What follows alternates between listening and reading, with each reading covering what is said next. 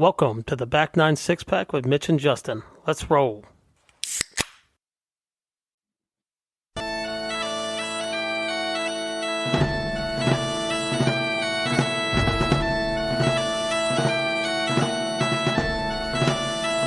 Hello and welcome to episode 107 of the Back 9 6-Pack. My name is Mitch, rejoined by my esteemed colleague Justin. Welcome back to the States, sir. Oh, it feels good to be back. 2 weeks. I don't know if I've ever gone 2 weeks without doing a show. So let's pop these to that. I'm back. I'm being very proper with my pint here. I thought it only right for this episode to go ahead and pour a Guinness tonight. Oh, I can tell you this. I missed this guy right here. These Miller Lights, I did miss. They do not serve Miller Lite over there. They do have Coors Light, actually, in a few places that we went, surprisingly. But I'm glad to be back to Miller Lite. I did miss it. That first one I tasted when I got back was pretty good. But they have good beer over there. It's not because it was a lack of good beer. I have a preferred taste, right? We will get to that later in this episode. Yeah, over there, you're referring to Scotland. Yes. For everyone listening to this episode, watching, if you're watching on YouTube, everyone out there, thank you. Please smash the like button, subscribe to whatever platform you're on. Follow us on social media at Back96Pack. This episode is going to be a little different than our usual if you're a weekly listener. And if you're here for the first time, welcome. Glad to have you. Justin made his first trip to Scotland, play some golf. We are here to break it all down, full itinerary, course by course, where to stay, where to eat and drink, et cetera, et cetera. With the caveat that you guys were maintained to the one area of St. Andrews within the county of Fife. So, didn't get out to the other, 6 regions and hundreds of golf courses around. I feel like we might have missed some stuff with not visiting the Highlands, specifically, whiskey tastings and stuff like that, and some really good golf courses up there as well.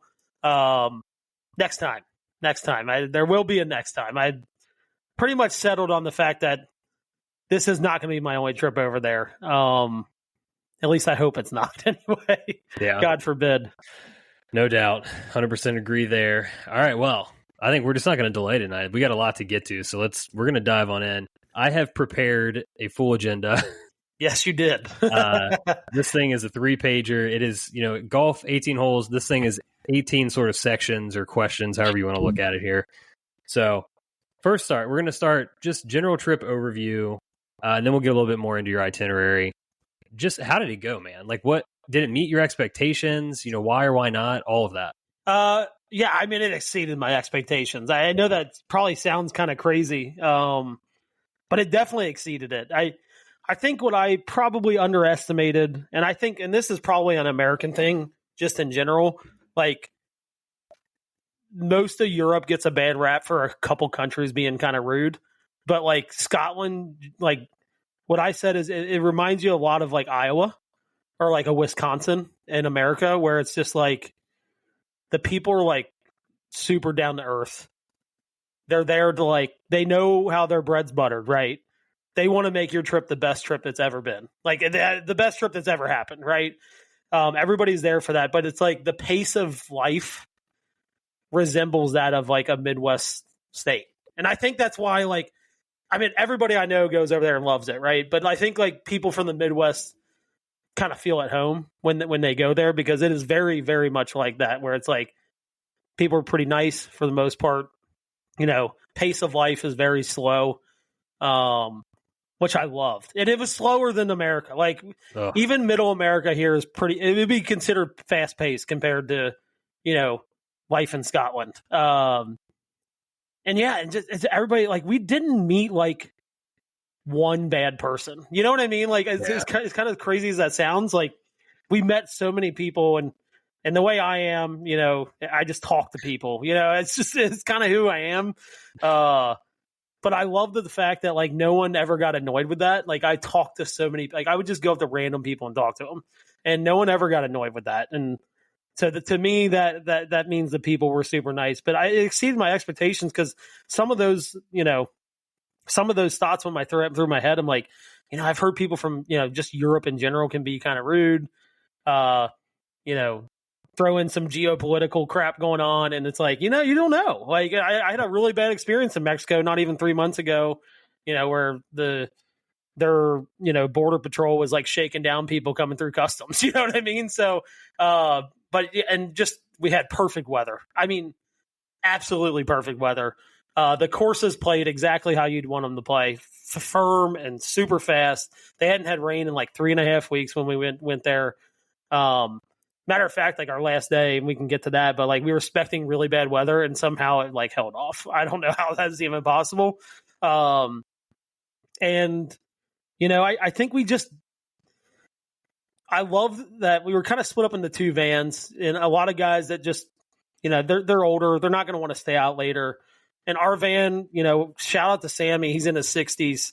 Just hung tough with us, man. Like he was like, yeah, let's go. Like, it's like we would golf, and then it was like, I just kind of want to go down to Jigger Inn and sit on the back patio, and it's like he was probably tired, long day of golf, and we just go down there, and we never said no to anything, which especially in my van, no one ever said no to anything. It's like, you want to do it? Let's go. Like, who cares? Yeah. We're not on a time schedule here, So I just think we kind of did it right that way, and so it exceeded my expectations easily. Oh man. Yeah. And then, so just to set the stage a little bit for everybody, you had 8 guys. So 2 foursomes pretty much everywhere you went. This was, okay. So correct me if I'm wrong here. I'm counting 9 days, but 2 of those were travel basically. Yeah, pretty much. Yeah. So it was 7 days there, 2 travel days. Yeah. Yep. Which I think, just so you know, I think that's probably the perfect amount. I think you need to give yourself 2 travel days, but you don't want to have a 5-day trip, right? So I think 9 days is perfect. And that last day you kind of do, it's like, man, I'm ready to go. Like, I love it here, but I'm ready to go home. But yeah, so 2 travel days, 7 days there. I thought that was like the perfect amount. I really did. Yeah, and I mean, everything, look, I've not been, but everything that I've ever read or heard about doing these trips is like, people will often try to fit too much into an itinerary like this, where they're bouncing from region to region, course to course. Yeah. Everybody always cautions people, kind of pick a region. And do it. Do it the right way, right? Like, you want to, there's so much in, like, specifically Fife, right? There's just so much in that region that, honestly, you skip from West Coast to East Coast, you're going to just you're just going to miss things, right? And, that's my plan. I think if I do another trip, it's going to be like a Highlands, but I might mix a couple days in Fife, right? Like, okay, let's go play a couple courses I didn't get to play, and then maybe spend the rest of the time in the Highlands. I don't think that, but like people that go from West Coast to East Coast, while it was not a long drive, right? It's not a long trip. I just feel like there's just too many hopping around, and I think picking a spot, staying in one spot for 7 days, staying in the same room for 7 days, you're just going to get a better experience that way, to really just be able to enjoy it. And then, when you find a pub, like, you can just keep going back to that pub, right? Like, you don't have to be like, oh man, I was in the last town we were in. You can be like, no, like, I'm staying here for another 7 days. I might come here for another 7 days. So, I agree with you. It's like, pick a region, do it and be done. Like, but if you find Edinburgh, there's a couple courses around there if you want it. That's close enough to St. Andrews and stuff.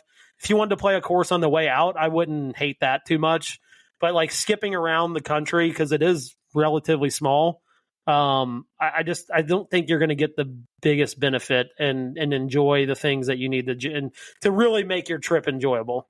Yeah, I mean, I think if you're looking at it like, okay, I've got a couple cracks at this, maybe you kind of take one spot per and you go deep on it. Yeah. If you're looking at it as like, this is the once in a lifetime I'm going over here, I can understand that, you want to jump around. And it's funny, I've heard people they're like, it's like, I took my first trip over here, I thought it was the only time I was going to come over. And, then it turns out it wasn't, but they were like, God, we were like all over. It was like 2 nights on the West Coast, 2 nights up in Fife, and then we did 2 nights up in the Highlands. And it was like, we did that because we didn't think we were ever going to come back over here, but people enjoy it so much that they like find a way to make it back, right? Yeah. Like and I think that's what's cool about it is like, I think for me going into it was like, all right, I'm going to do this once and then probably go to Ireland next time, right? Now I'm like, okay, how do I get back to Scotland? Like, I need to make it happen. And I think that's really cool. Like that, it's like, we didn't handle our trip. We handled our trip, I think, the right way. There's no right way, but I think the most right way is what we kind of did.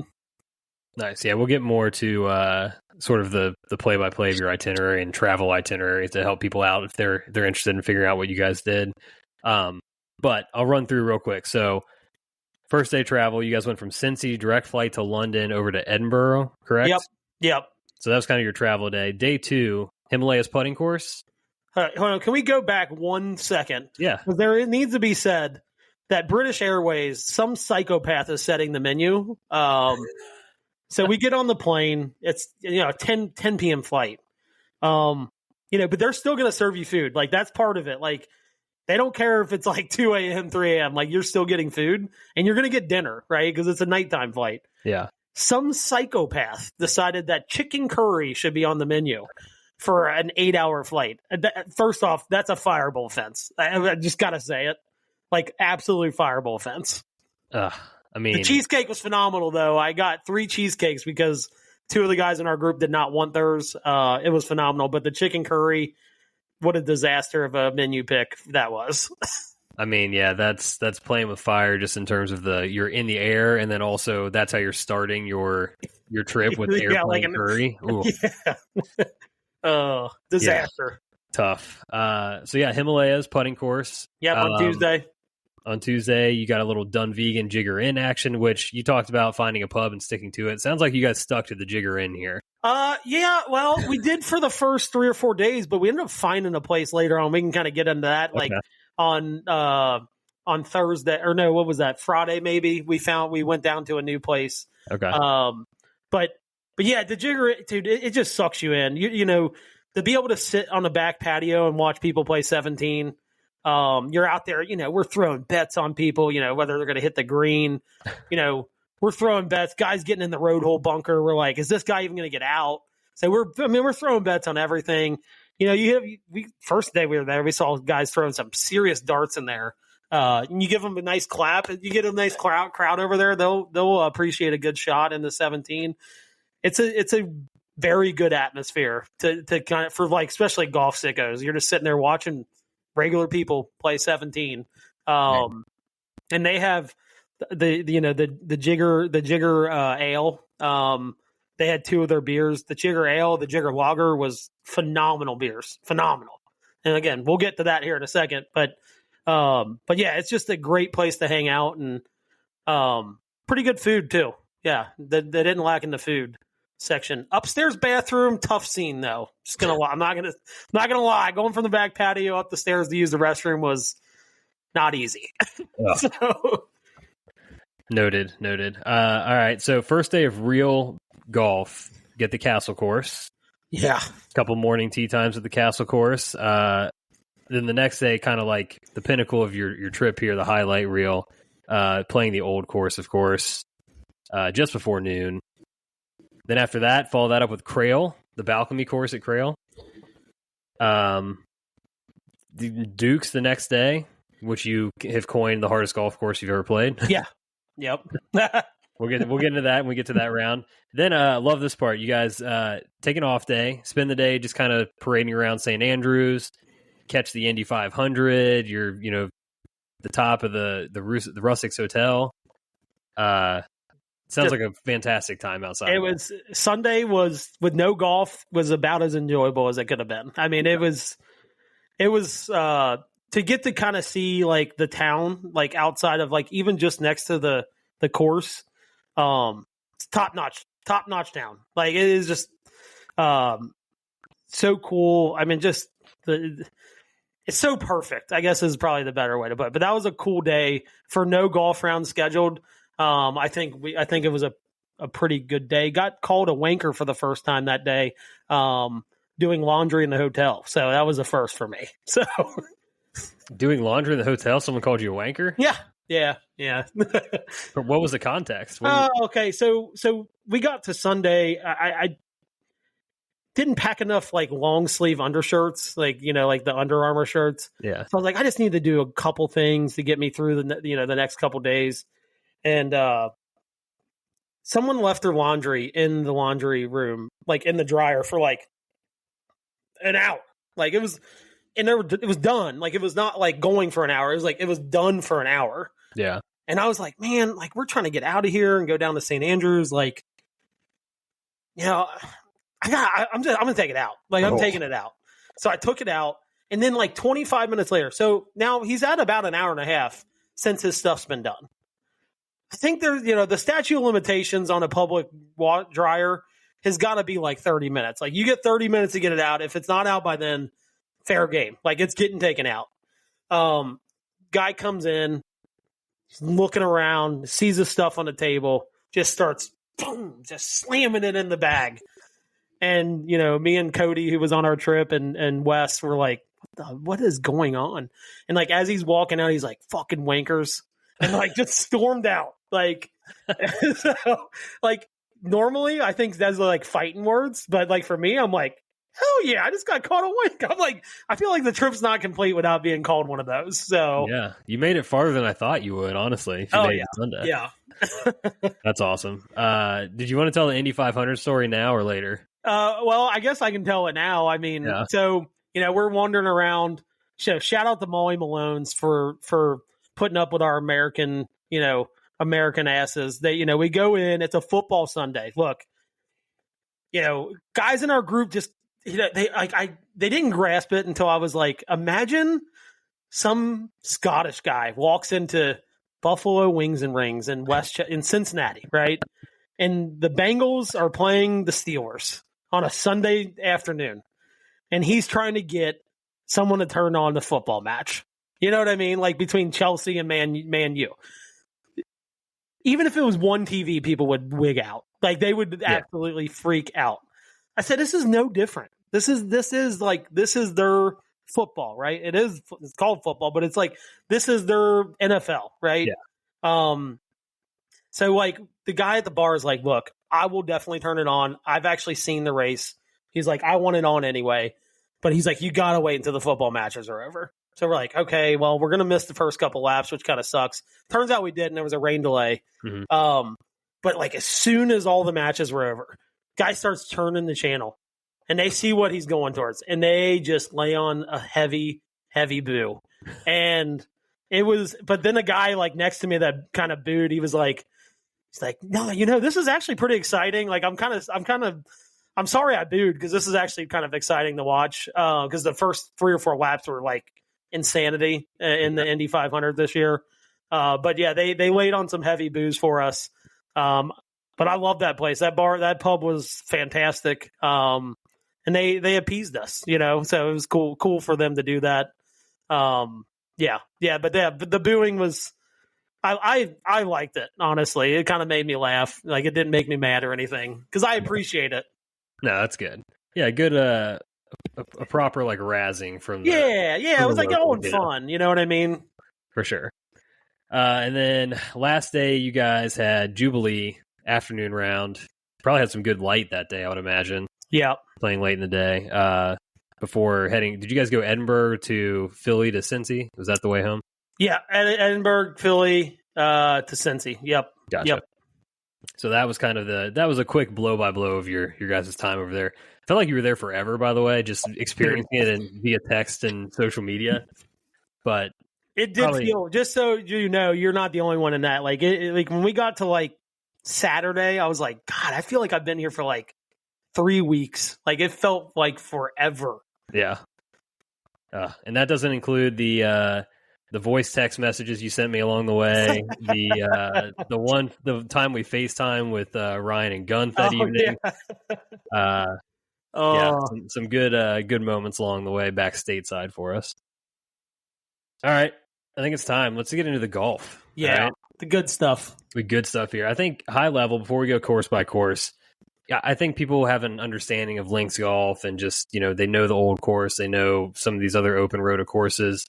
But just overall, like what surprised you the most about how golf in Scotland is compared to here in the States? Well, you definitely need to be a ball striker. I think that's first and foremost. If you go over there thinking you're going to hit a bunch of shots and kind of get away with it, that is definitely not the case. Which I kind of had a good feeling about. Like I'm like, look, if it's windy, you got to hit the ball well, right? but I think it's just like their wind just felt so, like, even like we've played in 20-mile-an-hour winds here, but their 20-mile-an-hour wind felt like so much more violent than ours. I don't know what it was about it. I think that's one thing, and then the other thing is like, people kid about like, well, when you go over there, your caddies are not going to like let you, chip with wedges and stuff. That's not quite the case. They will razz you a little bit, like especially on something that needs to be putted, right? There's just certain things that just should be putted. But it is the right play. I didn't think it was. Like I tried to do it the first couple of times the first day, didn't go very well, and I'm like, this is not me. And then later on in the trip, it kind of became who I was. You know what I mean? I had some more forceful caddies on the way in. So, I mean, I think that's the one thing. It's like, it truly is like keeping the ball in the wind too, right? Like keeping the ball on the ground or lower to the ground is just going to be better for your game. Right. But I was a little surprised that the amount of, I guess I was a little surprised at the lack of spin. Like I thought, like, we watched the Open, right? Like you see some of these guys spinning the ball, but when we were there, I don't think we've seen an Open like that in quite some time where it's just like crispy, like super. There was no spin in the ball when we were there, like almost zero spin.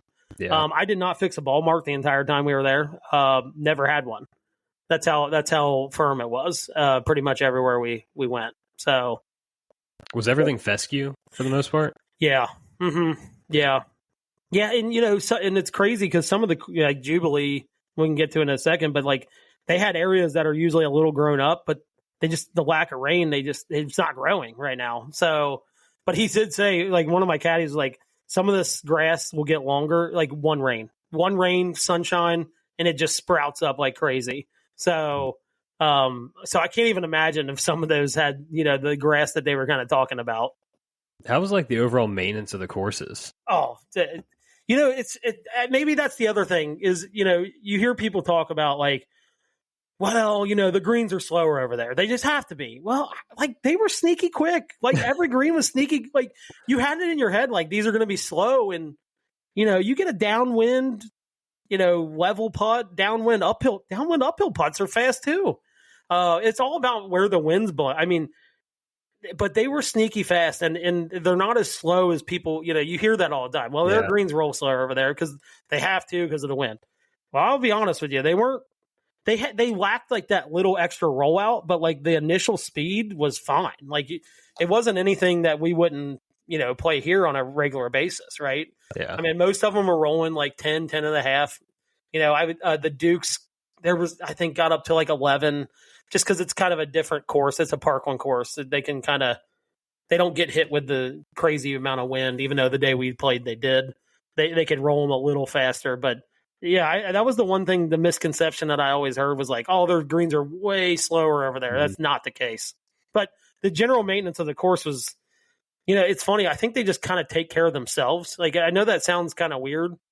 But, you don't really take a ton of divots, specifically right now with it so dry. I mean, I'll be honest with you. I can probably count on one hand how many like actual divots I took. Like full divots that could be replaced. Not many. I mean, most of the time it was like a little nick in the grass, and they have people that come out every day and sand and seed those. At least on the St. Andrews courses, you can see the seed in the divot. So, so to answer your question, they were fantastic, I think. Jeez. Yeah, it's that good soil, the sand-based soil in the dunes. You don't really have to try that hard. I mean, they were dry as a bone and the grass was still awesome, Yeah, I still think back to like the pictures you pass along. I'm just like, my God, you guys got like Bluebird Day after Bluebird Day. So lucky. So lucky. Yeah. Okay. Well, I guess one more question before we get in the course by course here. Did you get yourself in any like I got to take my medicine here spots? Any bunkers? It's so funny. I did on the first day. Okay. Castle had back-to-back par fives. I was ready to eat. Right. Both par fives. I put myself in fairway bunkers, and it's just like and talking to my caddy on the one, he's like, "Look, if you can hit this 60 yards, you should just be happy and go away with it, right? And I did, and I had 200 yards into a par 5 for a third shot. Next hole I did. That was the only time I did. I did a pretty good job of staying out of bunkers. I got into one on the Jubilee off my drive, but it was like a greenside bunker because it was so far downwind that day. It was like 45 miles an hour wind. I drove it greenside on like a 395-yard par 4 into the bunker. The crazy thing about the bunkers, though, is like they're all different sand, and they explain why. Some of it's muddy sand, some of it's like really soft. There's a reason why, not to get too scientific, but there's a reason. It's not like, oh, we just put different sand in different bunkers. It's like, this is just what was here, right? Like when this bunker was here, that's just what was in it, right? And they kind of roll with it. So, but yeah, I only a couple times that I get myself into like, let's just pitch it out and get out of it. But we had guys in our group that a lot of lateral bunker shots in our group. So it's a hard thing to accept in our golf here. We don't run into that a lot where it's like, all right, just take your medicine and go away. Go get the next shot. Yeah. We don't run into that much here. So it is a tough pill to swallow for American golfers to be like, you mean I actually have to hit it like 15 yards backwards? We just can't grasp that concept. It's really, really hard. No run-ins with the gorse anywhere? I did get into one on the old course. Yeah, I got right on the edge of it. I actually could still hit it. I had to like kind of punch down on it. That was the only one I found in the gorse. I did hit another one on the castle course into the gorse bushes. You do not even want to come anywhere close to those things. The thorns on those could do some serious damage. And they kind of tell you like, no, I wouldn't reach my hand in there, kind of thing. But yeah, but they're beautiful. I mean, the colors, it just pops. Like it's kind of like a rose, right? Like they got thorns, but they're really nice to look at. So yeah, man. All right. That's enough delay then. We'll get to the course by course here. First up for you, the Castle course. We're going in chronological order. Give us a quick overview. If you want to give scores too, feel free. It's up to you. Yeah, I'll give. I don't have like hole by hole, but I'll give what I shot. Yeah. So this course, we did play from the tips. We played it at 6,800 yards. For the record, the Castle course by rating and slope is the second hardest course in Scotland. Cool. Just to kind of, and you're throwing in open courses, right? Like you're talking about Carnoustie and Prestwick and all, Muirfield and like just name a course, right? This is the second hardest course by slope and rating in the country of Scotland. So we played it at 67.49 multiple times in the first tee box. The guy's like, sure you guys want to do this? And we're like, yeah, we do. Me and Wes were back on the big boy tees. Birdied my first hole. So wow. Got off to a real hot start. Shout out to my caddy, Ian. Super nice guy. He is the owner of a Back 9 6-pack sticker. The guy rocked. He's kind of telling us places to go, which I always recommend. I would always accept that. Super good caddy. He kept me level. There was a couple times I was ready to explode. But yeah, so we played at 67.49. I shot 82 this day. We were playing 20, 25 mile an hour winds. Kind of the theme of the trip was a couple loose swings, kind of got doubled. I actually on this course, I got bogeyed to death from some loose swings. I did have one really, really bad swing that cost me a double, but it was kind of funny. I want to go back. I wish we could have played this course at the end because I feel like I could have played better on it. But it's a bear. There was a couple. So one of the par fives, I think it was 15. I'm going back to it now. 15 played directly into the wind, 608.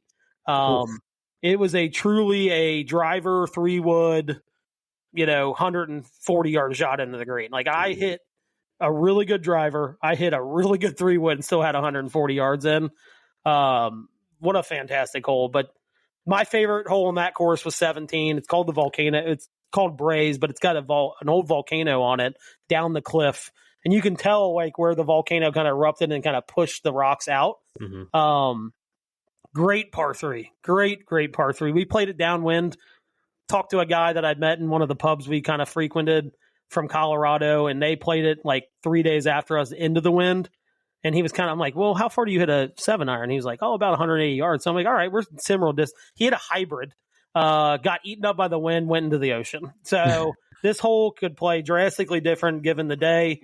We hit 7-iron. It was like 190 yards, but it was downwind. You kind of had to land it short. But what a cool hole. And then just the course in general.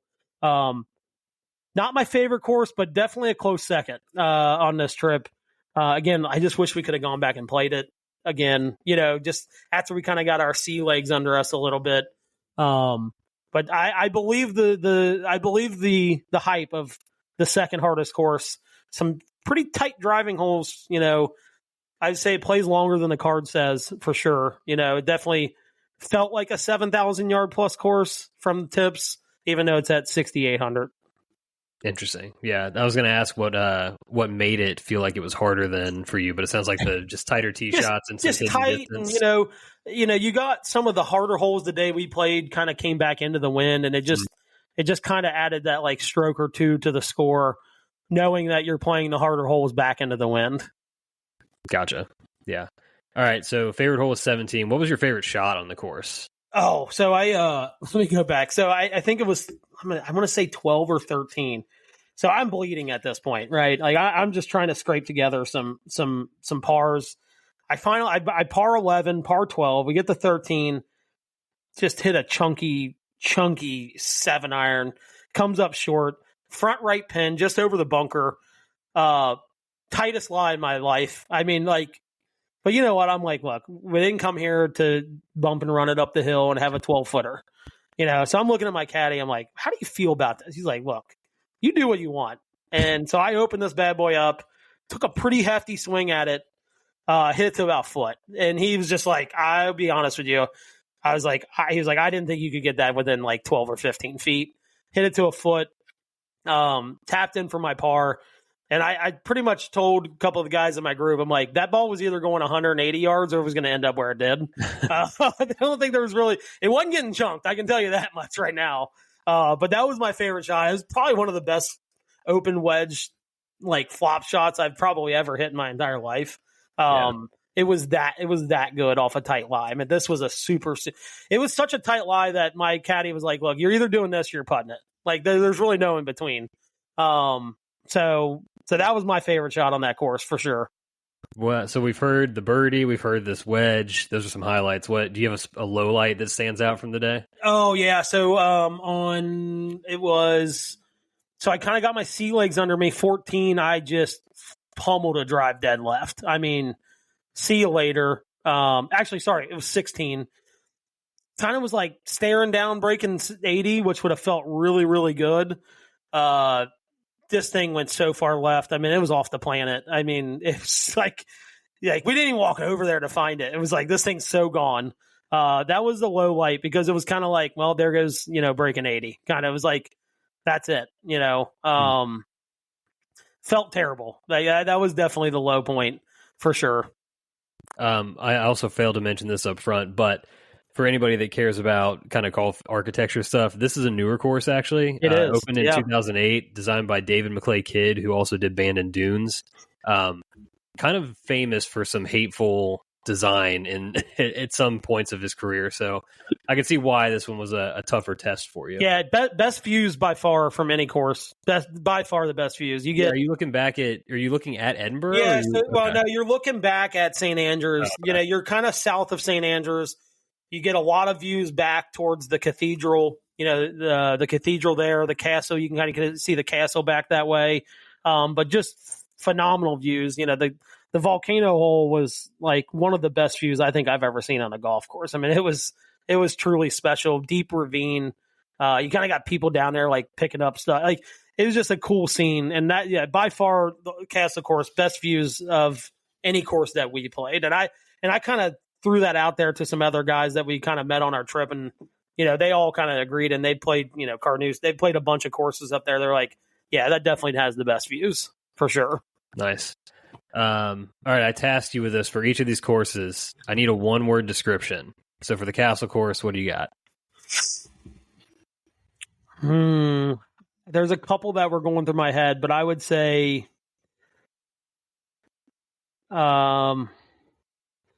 Teeth. It had teeth.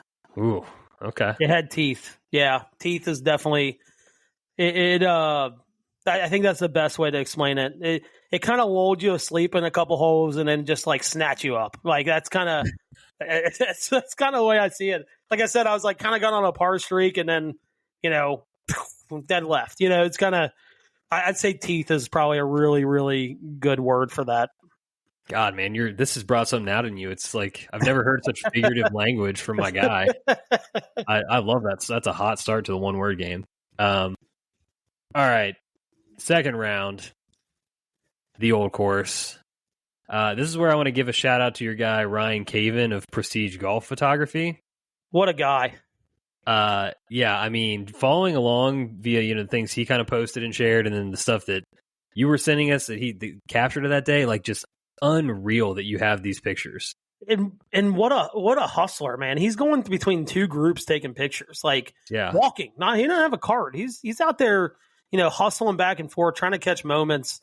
I think someone on our trip, I can't remember exactly who said it. They were like, Justin, outside of finding your wife and deciding to marry her and having kids and deciding to have kids, this might be up there in the best decisions you've ever made. Like you did a really good job at finding this guy. Ryan was fantastic, super down to earth guy, and just really like top notch at his craft. I mean, it couldn't have turned out. I don't think the pictures couldn't have turned out any better. I mean, it's really the best money ever spent. And I've said this 100 times and I'll say it 100 more times. If you were planning a trip, you need to at least get him for one round. Just one, like I wish we could have done multiple, but I get it. It's an expensive trip. Any extra add-ons just feels like a lot. But I will tell you, it is 100% worth to have him for just at least one round. At least one round. Put the phone away. Enjoy your round. Don't take. I took a couple videos and pictures on the old course, but for the most part, had the phone put away and just enjoyed golfing, and he took care of the rest. And I can't thank him enough. He's been phenomenal, and I can't wait till I get this book put together with all these pictures. And what's cool is he takes pictures that kind of tell a story, right? It's not just taking a picture like of you standing there. It's like, we had a guy Eagle 5 out there, and it's like he took a picture like right when he's like making it, and he's fist pumping. You can just see the joy on his face, and like when you show that picture to somebody, like, I need to know what happened here, right? And I think that was really cool. We got a couple other funny pictures of, our guy Scott ramping his cart up on 16 after, hitting a bad shot. He was in anger, storms off in the cart. He's got like the cart's up on two wheels. But then just like every picture you look at and you're like, I remember what happened there, right? Like, it's like, oh yeah, it's like, Wes had one where he hit the center of the pin and it bounced out for eagle. And it's like, you kind of see him like falling backwards and like, flabbergasted. And it's like, oh man, like I remember, like almost like I was still there. Like I could remember what happened. So shout out to our guy, Ryan. I mean, cannot think of enough. When I go back, I'm getting them for multiple rounds. It just feels like so worth the money to have him. Yeah, if anybody wants to look him up, I believe on Instagram his handle is @RYN CVN. Yep, and his company's is Prestige Golf Photography. If anybody wants to look at his like profile, and he posts on there every day where he's kind of at and taking pictures and stuff like that. But hopefully, I'm hoping I'm going to message him tonight. I'm hoping maybe going to send him this clip, but I'm hoping that he'll come on. I think he'd be a fantastic guest.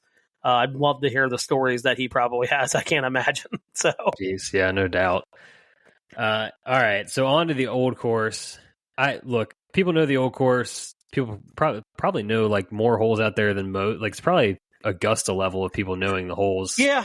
I would say like 13 of the holes. You're probably like, I know this hole, right? Yeah. There's a handful of holes that I'm like, get on it. I'm like, I don't like really remember this hole, but like as soon as you start playing, you're like, okay, I kind of remember it. But like 13 of the holes out there, you're like, yeah, I've seen this hole played. Like yeah. I have seen this hole played. So I guess what I'm most curious about, just in general, your experience, like just give it, like, what was your old course experience? So I think the start out is the feeling you get on the first tee. you're kind of standing there and you're just, you hear, you just know the pictures that have even been taken on that first tee, right? Mm-hmm. It blows you back. I mean, it really does. And then you throw in like people are just wandering around, and like the first tee box has got 40 people on it, like watching people tee off. Like, what other course are you ever going to play in your entire life as an amateur golfer playing an open round of golf where there's just like 30, 40 people standing around watching you hit your tee shot?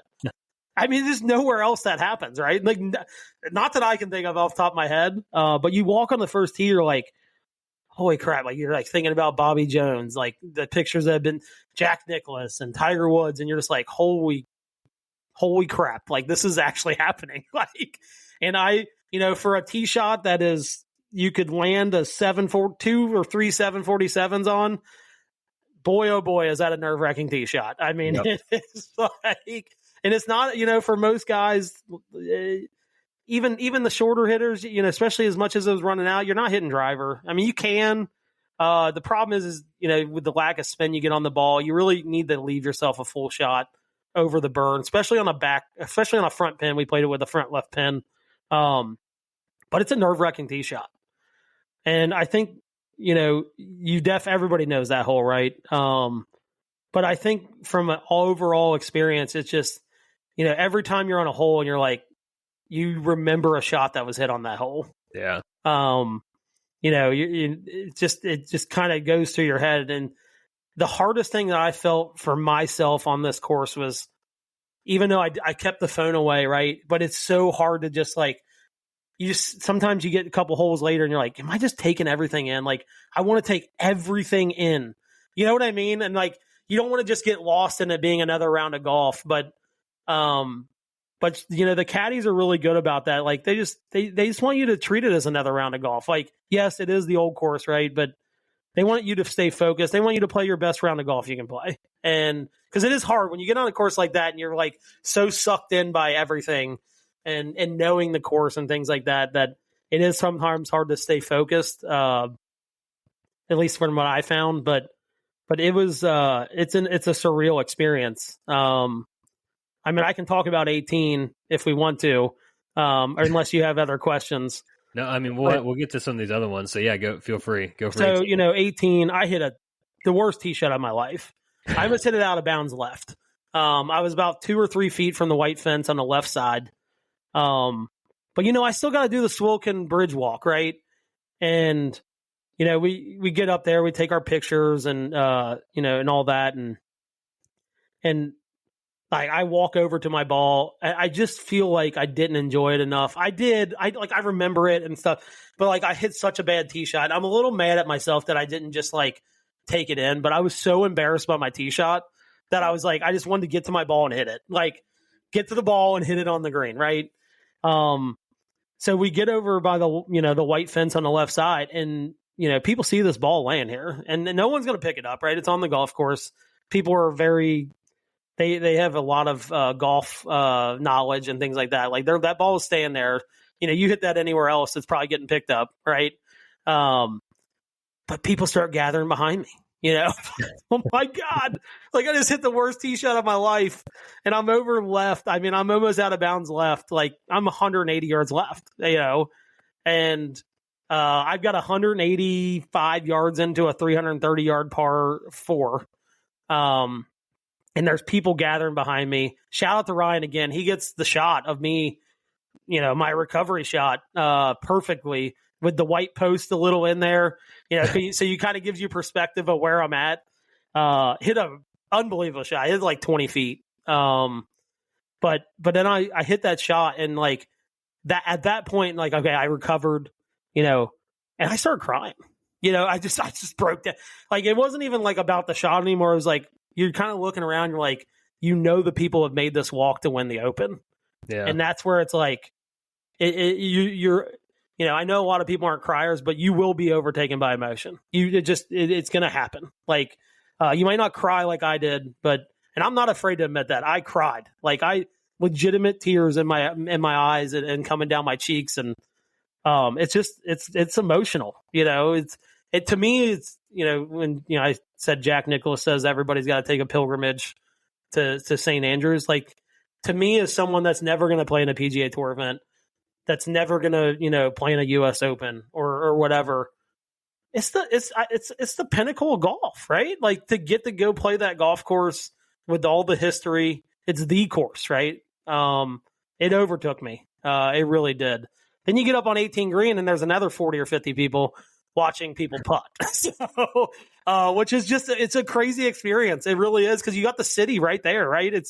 That's why I just don't think people understand about that, right? It's like you're playing golf in front of 40 people on 1 and 18, and 17, really. Yeah. So, yeah, I mean, first of all, that was so well said. I mean, I hadn't thought of it that way, but I think you're right. Like, for, an amateur golfer that's not playing any events, not ever going to compete professionally, playing the old course is kind of like the pinnacle of a golfer's career, like a regular golfer's career. I mean, like, how much and what for how exclusionary golf is,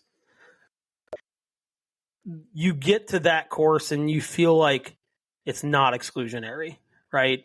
You're like, look, you can anybody with a passport and a little bit of money can go do this, right? Yeah. It's and the craziest thing is it turns into a park on Sunday. Yep. It's like, so, like, as exclusionary as we feel like golf is getting, it's like the anti-exclusionary experience, right? To get to play the course, right? The old course, the original course. And it's the people's playground, right? Like, I think that's the best part about it.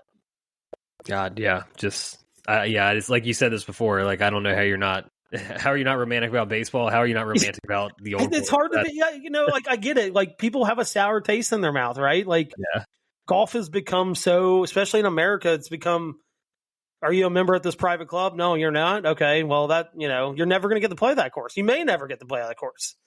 And it's like, you have this course that's like, look, you got a little bit of money. You got a passport for us, a passport.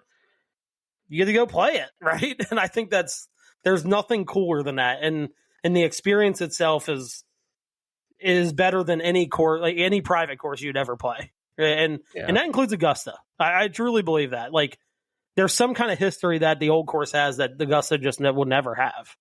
Yeah, I mean, it's like the soul, the heartbeat of the game. There's you got the coast, the town of St. Andrews, And the people are golf sickos there. It's a golf town, It's all golf.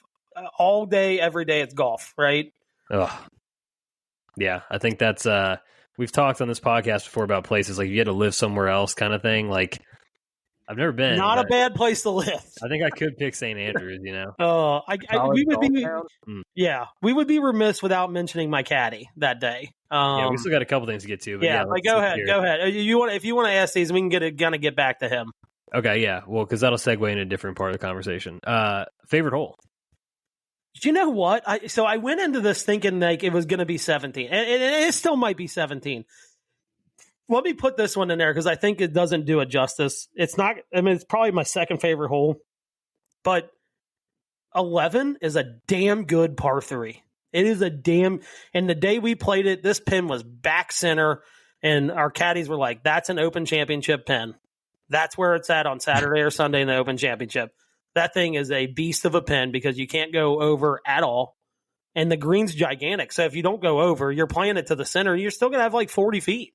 Yeah. And I think it was an understated hole. It's one that I did not really remember that much.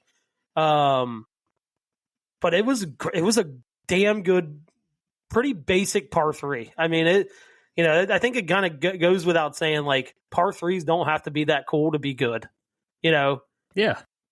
A simple design is just as good as, the most intricate design. Absolutely. But 17 was my favorite. I mean, there's nothing like hitting it over the, we had a guy, Cody, shout out to Cody. I have it on camera. I have it on video. I need to post it. Sprays one into the hotel. He hit iron. I don't know. He was not hitting driver well that day. He sprays it into the hotel, hits the balcony. But 17 hitting over the hotel. Again, it's like a basic design, right? Like, I know that's not a basic design hitting over a hotel, but you get on the rest of the hole and it's just like one bunker, kind of a tough green, and that's it, right? And I would say it's probably one of the hardest holes I've ever played. Yeah. We had a front right pin just above the hill, the false front. Another open pin. The guy, my caddy, was like, "That's an open pin." That's you can't go long because then your putt coming back. Like if you run it 2 feet by, it's gone. Mm-hmm. And then you kind of run the chance of kind of running down into the bunker if you hit it, if you're right and try to hit it back to the left. But 17 was my favorite hole. I mean, it is a tough but fair hole. And I can't be understated how good Cam Smith's putt was on that hole. I kind of went down by the bunker to see where he hit that putt from, and I remember where the pin was. I don't know how he saw what he saw and how he hit that putt. I bet he fitted into a 2-inch area where he had to hit it to get it to where he hit it. The stones on him to hit that shot it can't be understated either. But that 17 was definitely my favorite hole. Yeah. Favorite shot, was it your recovery on 18? No, I'll tell you, my approach shot on 1 with all the nerves and hit a pretty good shot. I mean, I know that sounds like you're probably looking for something way more exciting. No. I didn't have any birdies that day, so there wasn't like a ton of exciting shots. But I think my approach on 1, hitting it to about 8 feet with a little nippy wedge, I thought was, considering the situation and considering the nerves I was feeling, and I play a lot of tournament golf, and I don't really get nervous. I was pretty nervous hitting that shot. So to hit it to 8 feet and pin high, I felt really, really good about. Nice. Yeah, I was going to ask you about, so highlights and lowlights then. No birdies. Anything else stand out as a highlight? My first 4 holes, I didn't have further than 12 feet for birdie. I thought that stretch of holes was kind of the highlight of the day. But, my caddy put it best, though. We get on like 16. He's like, "You're not really making any putts." And he was like, "The problem is you kind of got frustrated early." He's like, I feel like if we could have got one of those to drop, like you would have just felt better about your putting. Yeah. He's like, you didn't get any to drop, and it just kind of snowballed from there. And he wasn't wrong. I mean, he really wasn't. I feel like if I could have got one of those to drop, it kind of would have like opened the floodgates a little bit to make some putts. But those first 4 holes, having 12 feet or less for birdie on those holes, I felt really, really good about. And it was a cool start to it. Kind of hitting some really damn good shots. Mm. So lowlights, is it the tee shot on 18? I don't know. Well, no, 16. I hit. I was staring down like a 74 or 75.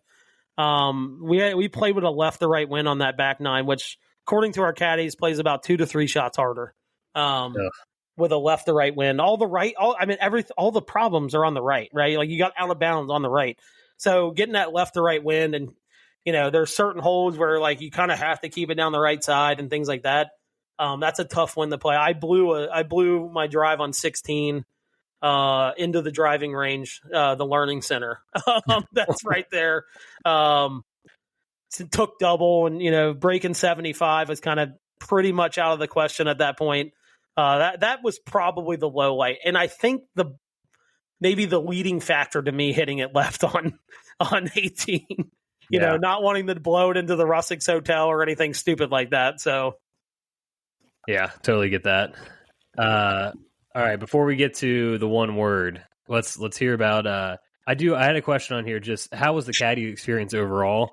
So, just go ahead and talk about this caddy specifically, and then all of them in general. Yeah. So Ian caddied for Seve in the '88 Open Championship, which Seve actually ended up winning.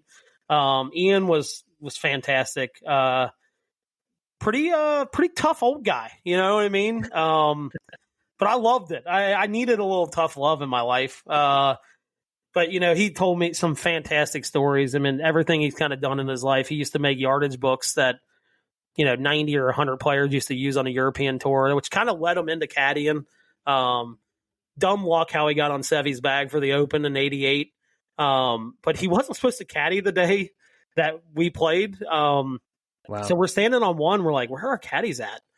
And they're like, they forgot to book them. So they're like scrambling to get caddies. They pulled this guy out of the lunchroom. Yeah. And they're like, hey, will you caddy? And he was like, oh, I wasn't planning on it, but sure. And that's how I got him. Wow. And Ian was fantastic. The funniest line he had all day. we get to like, I think, what was it, like 13, and I was just off the green, and I'd hit a couple pretty good pitch shots, tighter wide pitch shots, and I was feeling pretty good about wedging it around. And Ian looks at me and he goes, "Big guy," he goes, "You got good hands, but you ain't got Sevy's hands." He's like, "We're putting this thing," and I was like, "Yes, sir." Right? And it was kind of a funny moment. He kind of got it in a little, we're playing a game, and Ian does not like to lose, and Ian was riding this caddy about talking to me. Lou, the other caddy, was talking to me. Good kid. He was like 23 years old. Yeah. We're just talking, and Ian's like, "Shoo, like, get away. This is my guy. We got a match going on here. Like, my guy's got money to win. Like, get away."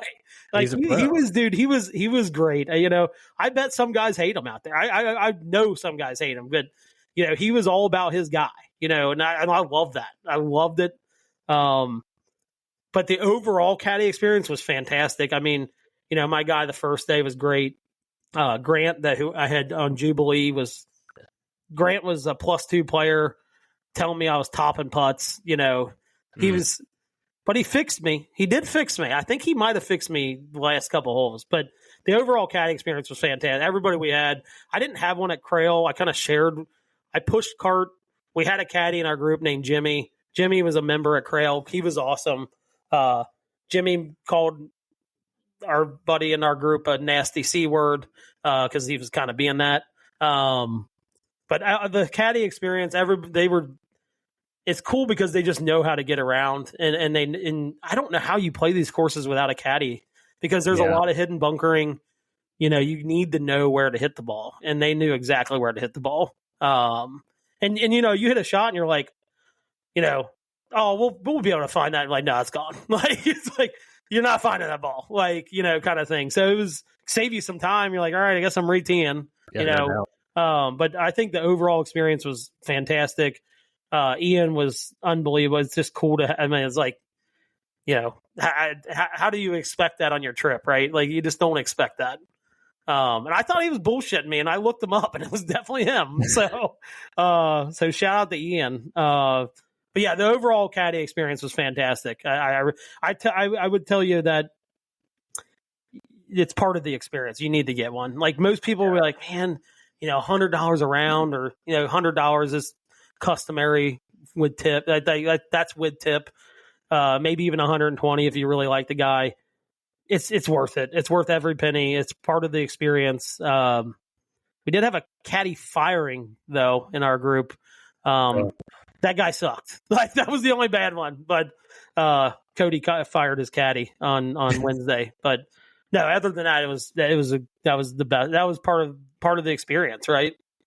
I would just like to say on the record that only you would get Sevy's caddy pulled from the lunchroom to do your round. Like, how does that even happen, right? Like, it's just crazy, and everybody we walk by, all the caddies are like, "You don't know who you have caddying for you." I'm like, "I think I have an idea now. I didn't 5 holes ago, but I think it's like, that's caddy royalty, right?" Like, he spent some time with Lanny Watkins and stuff. Like, he's got 17 wins and a major under his belt as a caddy.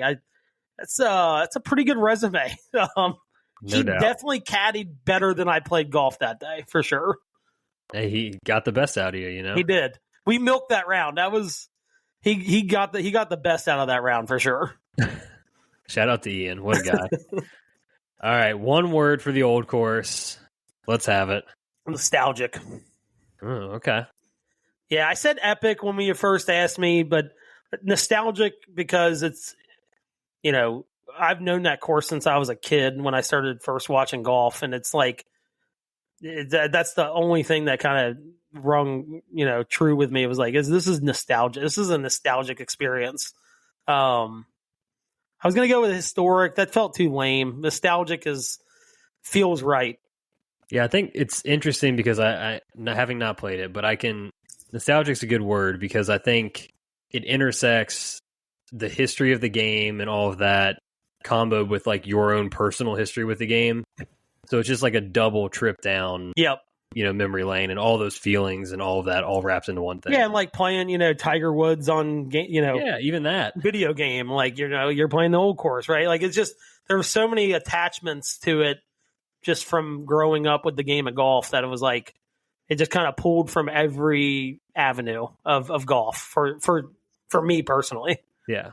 I'd almost imagine you kind of summed it up with how you got emotional, but like there's even like a spiritual element to it, right? There's definitely a spiritual element to it, for sure. Like there's not many courses you walk on and you're like, you can feel the history, like actually feel it, right? Like you may walk on a course and know the history, right? But like walking on a course and being like, oh, like it's got like a heavier feel to it, right? And just because what's happened there, who's been there, and it's that I think that's a good way to put it, spiritual way, spiritual feeling. Whew. All right. Well, on from that, next roundup, the Crail Golfing Society, Balcomie Links. Yeah. So, this, on the scorecard doesn't look too intimidating. It's 58, 67. It's a par 69 from the tips, which are the white tees.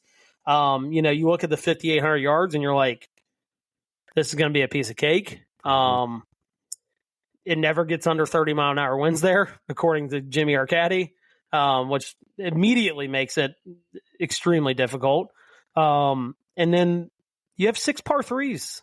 So then that 59, the 5,800 becomes 64 pretty quickly, hypothetically speaking, with the 3 par 3s. And they were some doozies of par 3s. You go like 177, but it kind of runs along the ocean, always plays into the wind. 188, we played it into the wind that day. Probably played about 210. Not a very big green.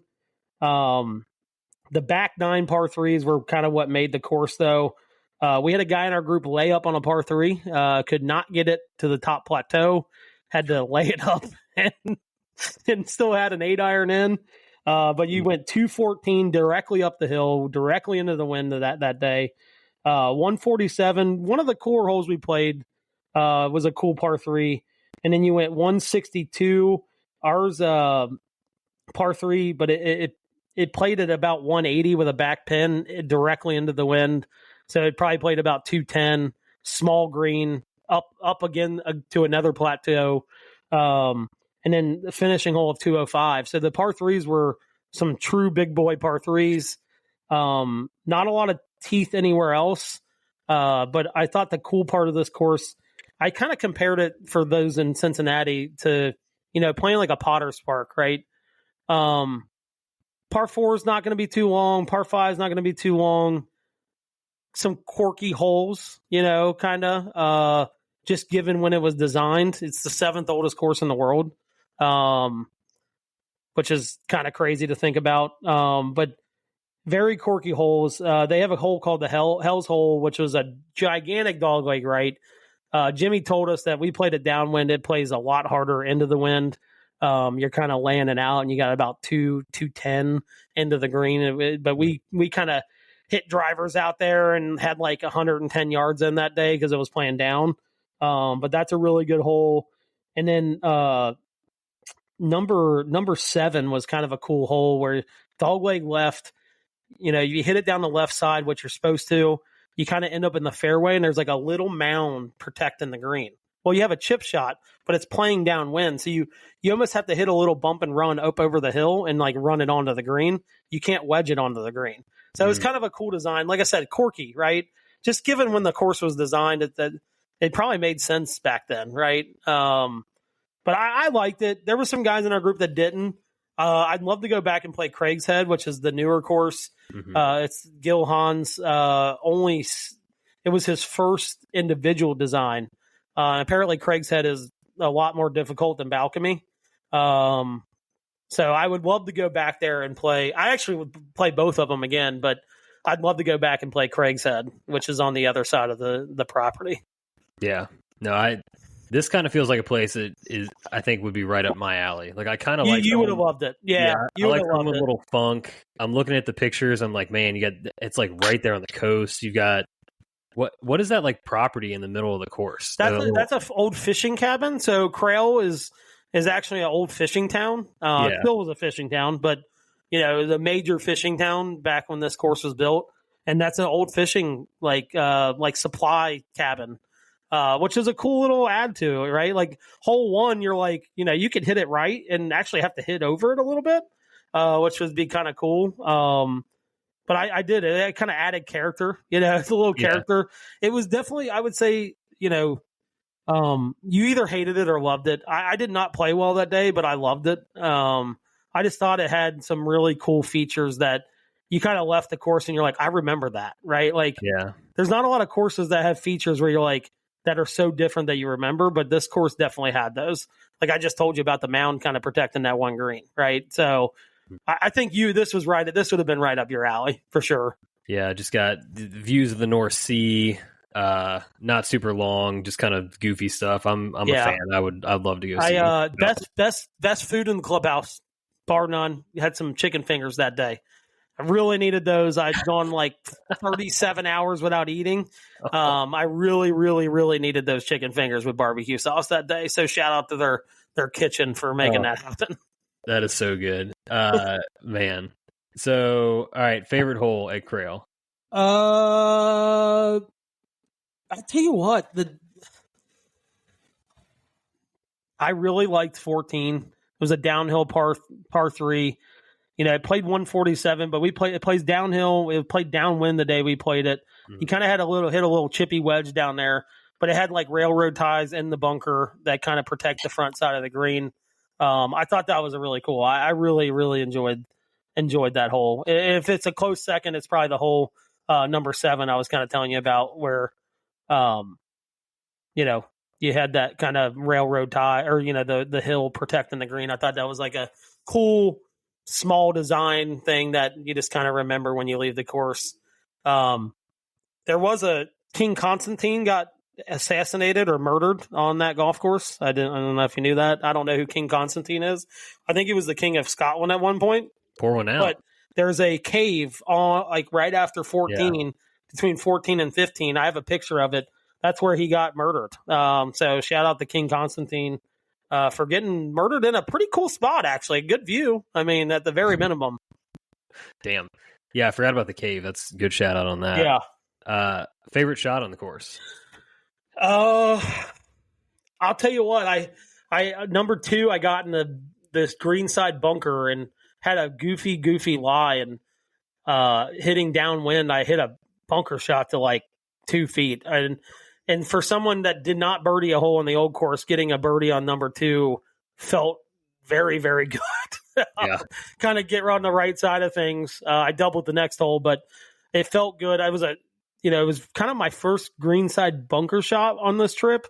So to hit a shot like that with kind of a goofy lie and a pretty steep bank in that bunker, that felt really good. Really, really good. Any major highlights or lowlights? Highlights would probably been that. Well, actually, I would say this. I birdied 9. That felt pretty good. Lowlights. I had 100 yards into a par 5 after a 400-yard drive. I had a 42-yard putt after that. So that was a low light for sure. Like to kind of get myself in a good position and, just not play the shot properly and run all the way out because I was hitting downwind. That was a low light, and it snowballed on me from there quickly. The back 9 was not friendly. So. Oh, man. Tough. All right. One word for Balcomie Links.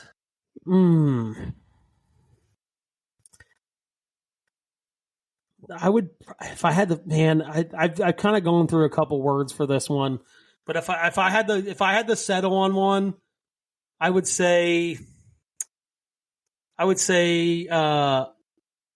proper. Ooh. And what I mean by that is like, that was the original way links golf was supposed to be played. And it was kind of the beginning of like the design, like golf course design, right? Like kind of putting things in. Like you can tell the old course is like they use natural stuff. It is what it is, right? Yeah. Balcomie used natural stuff, but it was kind of like a newer way to use land, and just not have like just a flat piece of land and kind of build holes on it. So I would say, I think I said it was a proper test of links golf. I think I'm going to stick with proper. I think that's probably the best way to go. Interesting. Yeah. I remember you had texted me. I asked you how it was that day and you said unique. So yeah, I'd say unique's probably another word. But I think it was kind of like, again, Tom Morris designed it. I didn't know if you knew that. He was the course designer of Balcomie. Tom Morris, I think Tom Morris's dad. I think it was who it was. Not the Tom Morris we know. But I think it could be. I could be wrong about that. But anyway, I think it was just kind of one of those courses like, all right, it's the 7th course, right? That they kind of built or whatever, or maybe it was like further down the road than that. But it was just kind of like you could see guys kind of getting like using things to a different, kind of in a different light, like the plateau holes, right? You kind of, you don't have anything like that on the old course or even Carnoustie, right? So I think it's kind of like people using the land that they were given in a different way, probably leading to like a modern day, like, all right, course design, how to use land and in the proper ways. I think that's probably why I came up with a proper for my word. Gotcha. Yeah, so reading up a little bit on the Crail Golfing Society, it was founded in February of 1786 and it only had 11 members. Yeah. So it was originally located, I'm going to mispronounce this, but Sokup or anyway, that's just outside of Crail. Yeah. But then in 1895, old Tom Morris helped move the club to Balcomie. Yeah, okay. That I thought he was the course designer. Yeah. We actually got to play a tee box on hole 12 that they hadn't used in like 15 years. But they'd moved it there because they were doing a tournament that weekend. So I thought that was pretty cool. They called it the Tom Morris tee box because it was like, I think it was the original tee box that he meant to be played from. And they built another one to the right because it kind of sits higher and makes the hole a little more, I don't know, probably easier. It makes the hole easier. But that tee box was a beast. I mean, it definitely made the hole play longer because you were kind of hitting more. You had to hit more up the hill than the other tee box. Yeah, interesting. Yeah, another quick note too. A lot of the Scottish courses, I guess, were requisitioned for military use during World War II. This being one of them, so it had to be restored in 1946 as well. So that makes that checks out. Yeah, a lot of interesting history for sure. Yeah. Okay. All right, 2 more to go here. We got the Dukes, which you self-described as the hardest golf course you've ever played. Yeah. Give us the rundown on the Dukes. So here. we played the Dukes in about 30-mile-an-hour winds, and it's a parkland course. So we're not even on the ocean, really. You have ocean views, but we're not right on the ocean. And for those that don't know what a parkland course is, it's essentially just what we play, right? Like tree-lined and, a modern course design, I guess would be a better way to put it. Again, we show up. We actually had carts for this one. We didn't have caddies. You couldn't walk this course. There's no way. No, there's you would have been dead. Like it just not even like the distance between holes. Just it's a beast. I mean, it's a beast of a golf course. Up and down some hills. You kind of when you get inland a little bit, Scotland's pretty hilly. So we kind of got up into the hills a little bit. You just couldn't have been able to walk it. But we get on the first tee box again, and God bless the starter. We're like, hey, we're playing the black tees. And he's like, you sure? And we're like, yeah, we're playing the black tees. He's like, okay. He's like, well, can I at least see your handicaps just to make sure we don't have like a 16 handicap back here trying to play, trying to play this course from the tips. So we tipped it out. 75-12 was the final number. And it's not easy. It is not easy. It is not an easy 75-12, and it plays every bit of that, maybe even more. I mean, like hole 11 is 451, played directly back into the wind. I smoked driver. I smoked a 2-iron and was on the front side of the green. But this place was a behemoth of a golf course. Kind of same story here. got off to a real hot start. I actually got 5 shots on this course for our game. I was a 5 handicap from the tips as a plus handicap. Got off to another hot start. Didn't really have a birdie putt outside of like 15 feet on the first 4 holes. Didn't make any of them. Couple loose swings. That's how you shoot 42 on the front. But we got on the first tee box and we found out the course record was actually 1 over par from the tips. Wow. Can't remember the guy's name, but I looked him up. He's played in 4 Masters tournaments and like 3 Open Championships. So he's a player. But the course record was 72, which is over par. But this course, I mean, number 9 sticks out to me because, we come off 8 and we played with a few of the older guys that day. And, they're playing, I think they played the white tees, which was like 6,500. And we're like, where's your guys' tee box at? Like, we're looking around, and it's like, you had to like go up around the corner. This thing was like 180 yards back. And he was like, holy crap, that's back in that neighborhood. And it was like right on the edge of the neighborhood. And it was uphill, dogleg left. I mean, that hole was, I hit 2 of the best shots of my life. I think I went driver 6 iron to like 30 feet. And it felt like I just hit a par 5 and 2. Like that's how good it felt. But a fun golf course. It was excellent design. The holes that kind of stand out to me were 9. 17 was a 250 par 3 up the hill. We played it into the wind. I hit a really good driver pin high. But I shot 80. Felt like 72. It really did. I kind of made a joke and said 80 was par. For us, me and Wes were about the same handicap. I thought 79, 80 was probably par. So to me, I'm like, I think I shot pretty much close to even in my mind. But it was a great, great golf course. I would 100% play this again. I don't know if I'd go back. Like if I took another trip, if I had time, I'd go back and play it. I don't think I'd seek it out just because there's other courses that I didn't get to play. Yeah. But I would 100% play. I'd play this golf course every day, and you would become a better golfer for sure. Ooh. Sounds like the opposite of a golf course I want to play every day, to be honest with you. It was good. It was really good. It was great shape, too. I mean, great bunkering. I mean, every bunker, it's funny, like every bunker, and everybody said this, like the tee boxes they played, they're like, those bunkers were perfectly placed. Like if you played the right tee box, those bunkers were perfectly placed, which is good. I honestly don't mind that because if you hit a wayward drive and you're going towards a bunker, the last thing you really want to do is carry it, right?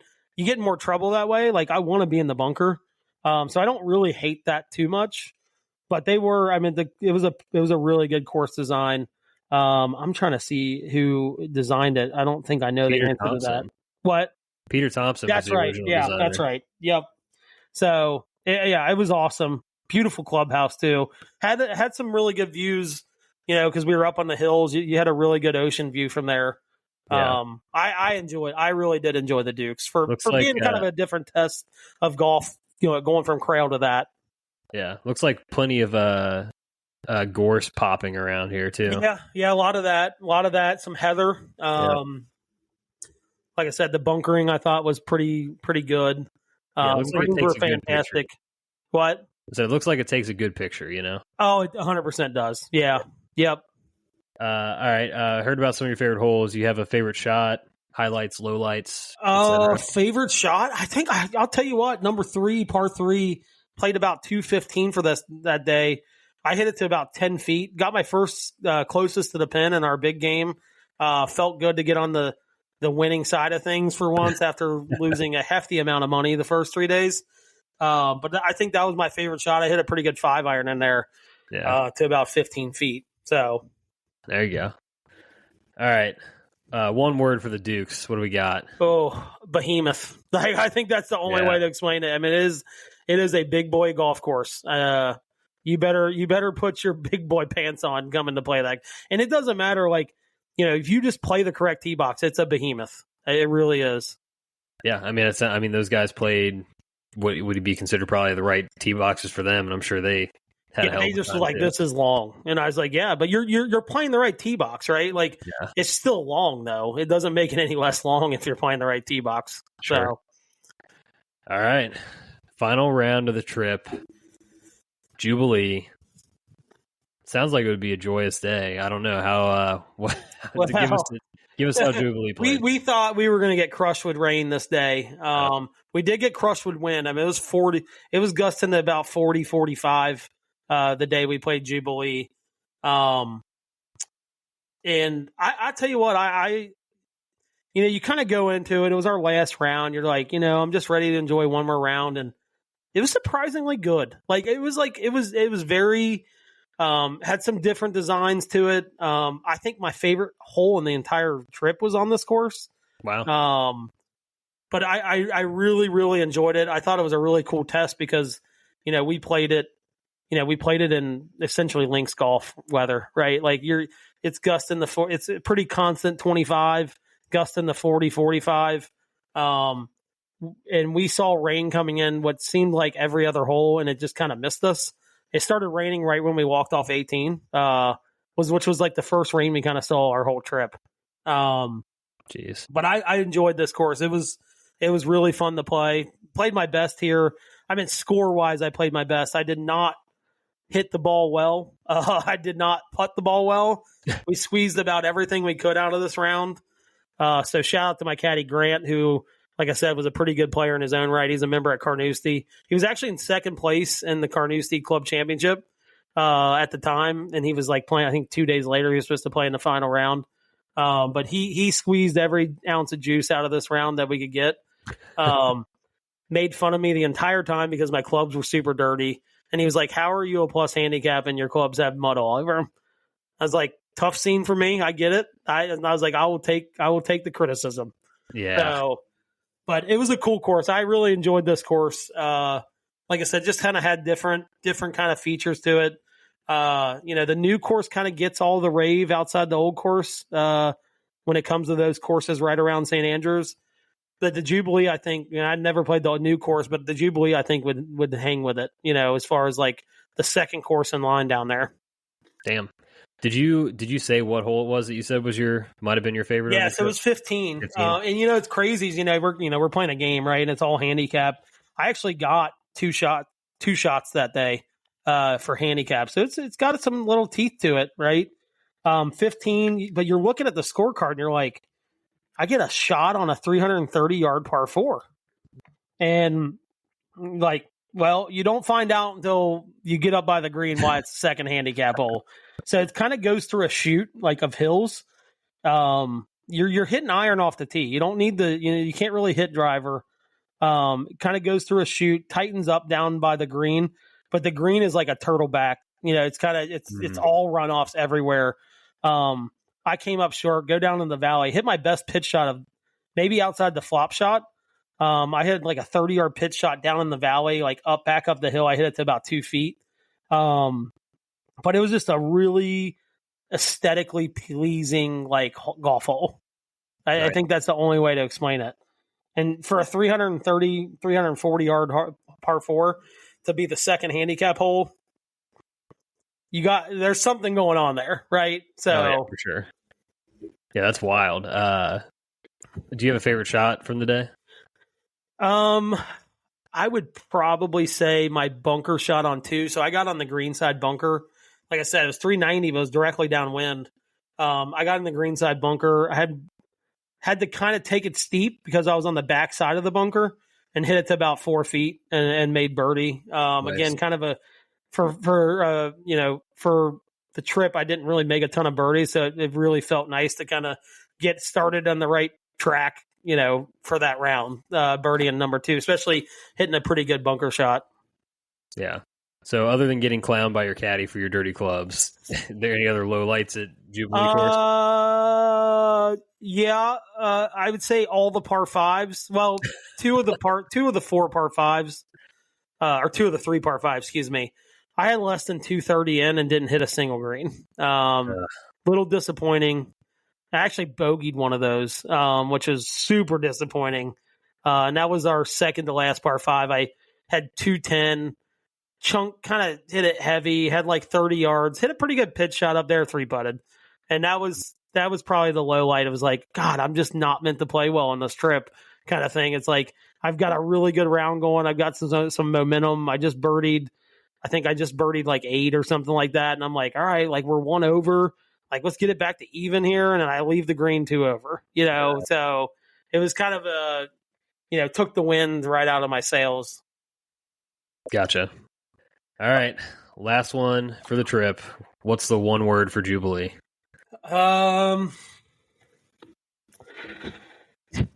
Man, I love this golf course. I would say,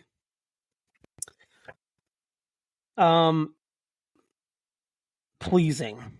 Is that a weird word? I mean, kind of, but I'm down with it.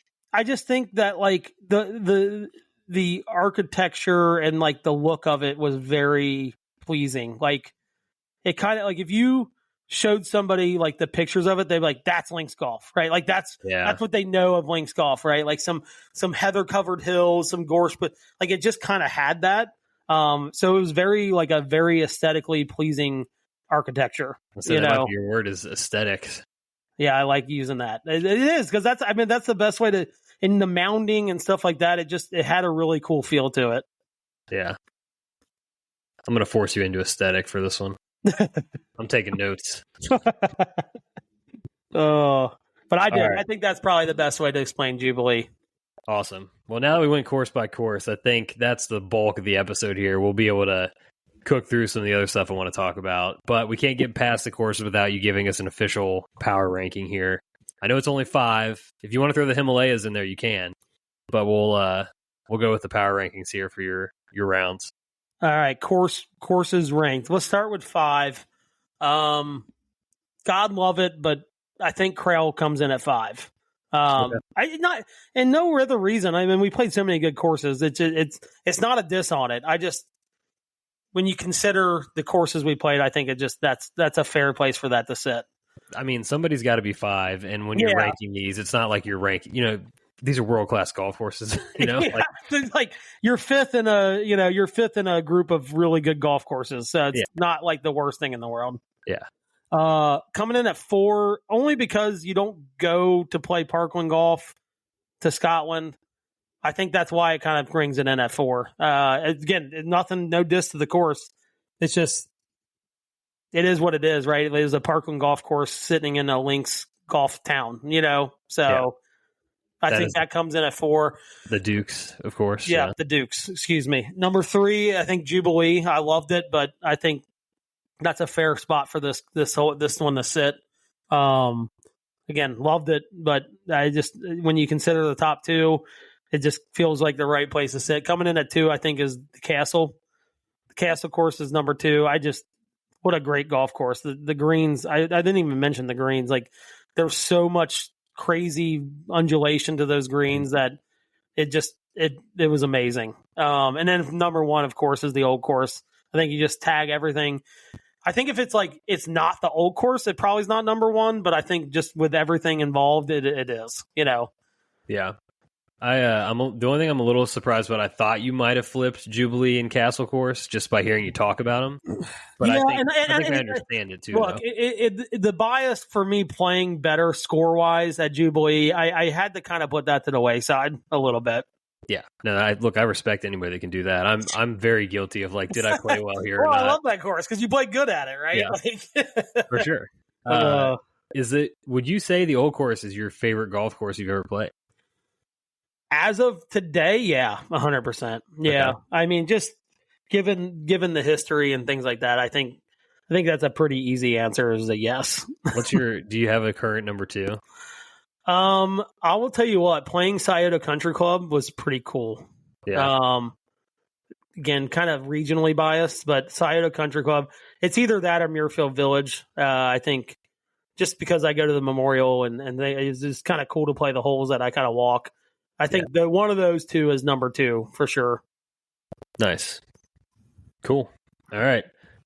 Now I want to get a little into, before we get out of here, we'll just kind of get into some off-course stuff for people that, are looking for that, what they can do away from the course.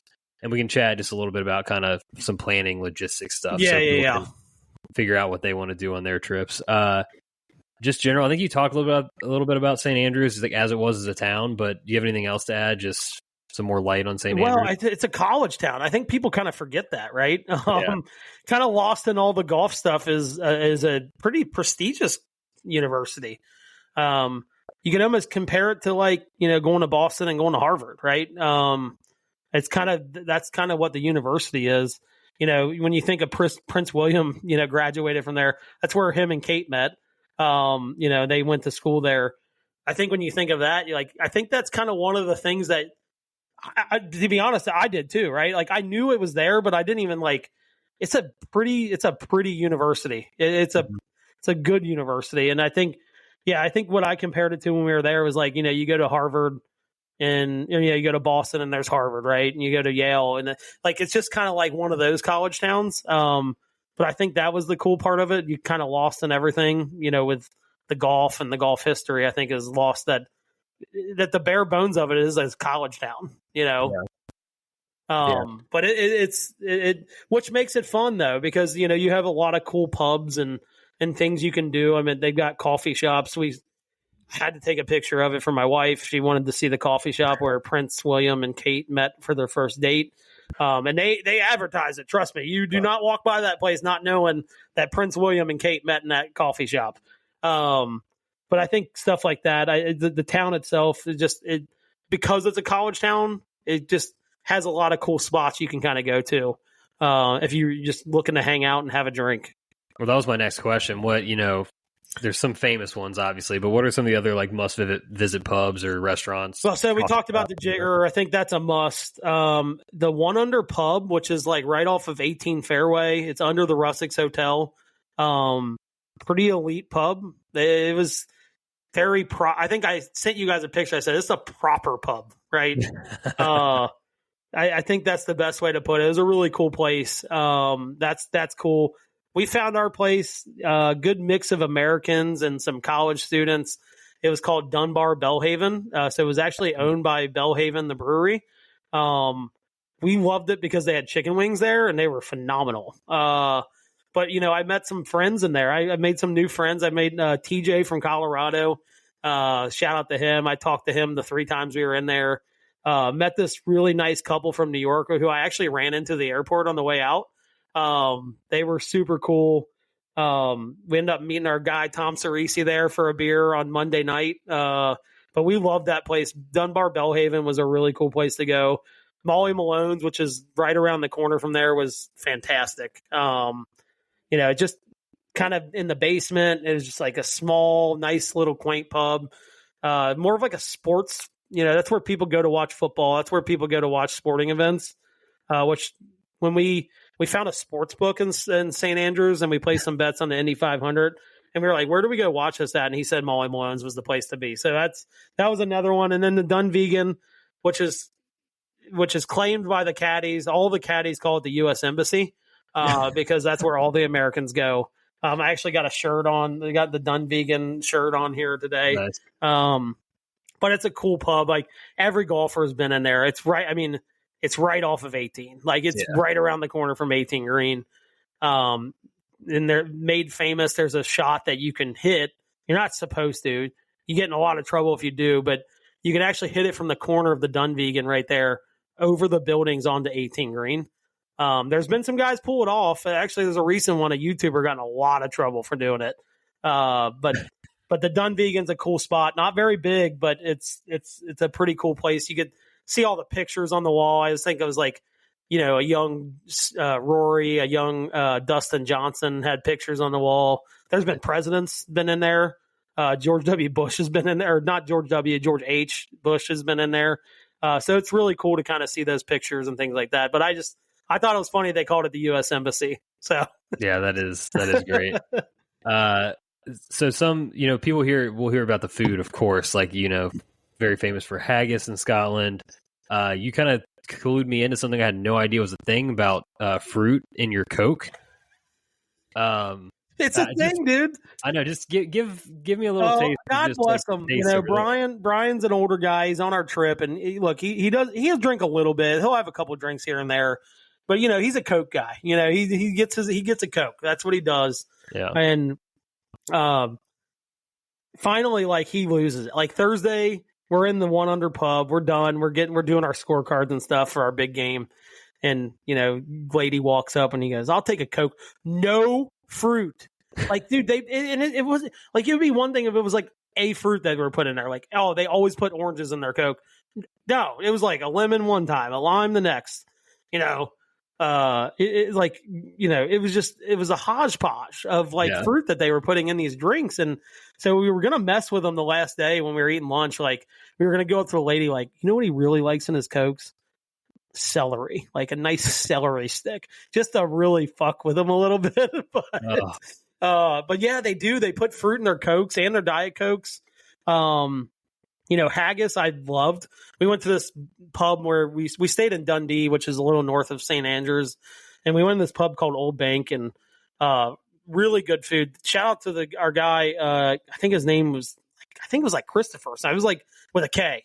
That's how you know it was European. And he was like, we're like, what the hell is haggis? Like, you know what I mean? Like, this is like our second day there, and he fried some up for us, and I was like, damn, this is really good. So I'm like, I gotta know what it is. He wouldn't tell us. He was like, you don't want to know. Like, if you know, it's going to ruin it for you. Yeah. It's just, you just need to know it's really good.